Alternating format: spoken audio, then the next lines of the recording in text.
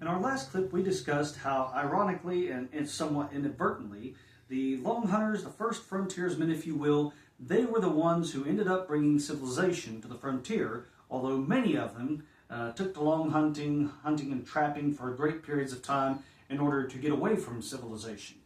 But nonetheless, as the frontier began to be settled by hook and by crook, we see that a lot of these people, they were moving further and further out west.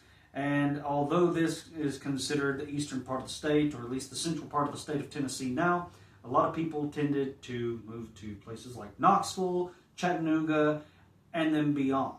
And so at that point, they were quite literally on the fringes of the, if you will, known frontier. But because they knew they were going to be far removed from civilization, as they were making their way westward, they tended to stop by trading posts and stores in order to get in some last-minute provisions. Things like tea, coffee, cornmeal, flour, salt, a couple extra tools here and there, such as a hoe or an axe, and of course the odds and ends, dry goods and provisions that you might be able to find. Now, it's interesting to note there were no canned goods as what we would see in later years, save for the Oregon Trail, but these people, they knew how to make do with just a little bit, just a little something to keep them going from one day to the next. And although this sounds meager and seems kind of like a harsh way of living, you have to remember the temperament of the people who were coming into the frontier. A lot of these were the Scots-Irish who had immigrated to America from their homeland for various reasons. It could be religious persecution or what have you. And of course, who could forget the Jacobite uprising finally being squashed, or the second Jacobite uprising finally being squashed in 1745, which led to a mass exodus of both Scottish and Irish immigrants to America. So these people, they were used to living in hostile environments. They were used to living on the fringes of the frontier, trying to stay away from civilization so they could hack out a living on their own hook.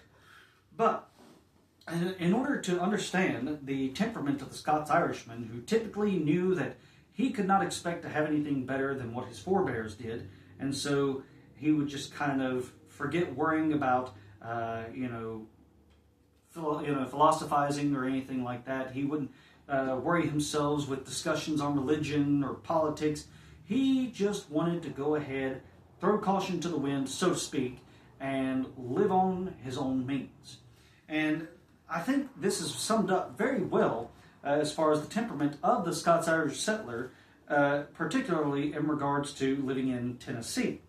Now, of course, for this we must turn to the account from a man who stayed at the Montvale Springs Hotel near Maryville, Tennessee in the 1840s.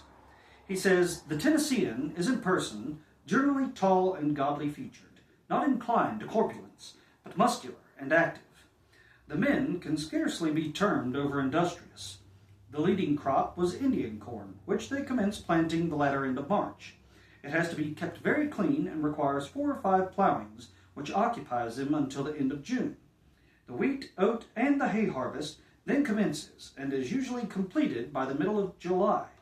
After that, to ride about, gossip, fish, hunt, and shoot engrosses their leading attention, fodder and corn pulling and wheat sowing excepted, until March arrives again. The women are more industrious. Their attention and that of their household is occupied the year round, exclusive of the time required for domestic duties in carding, spinning, dyeing, and weaving, wool and cotton, and flax, which, after clothing themselves, children, domestics, and others, such as out-servants, they would sell or barter to the storekeeper, thus realizing the description in Proverbs verse 13. But folks, we're going to talk a little bit more about these people in the backwoods in our next clip.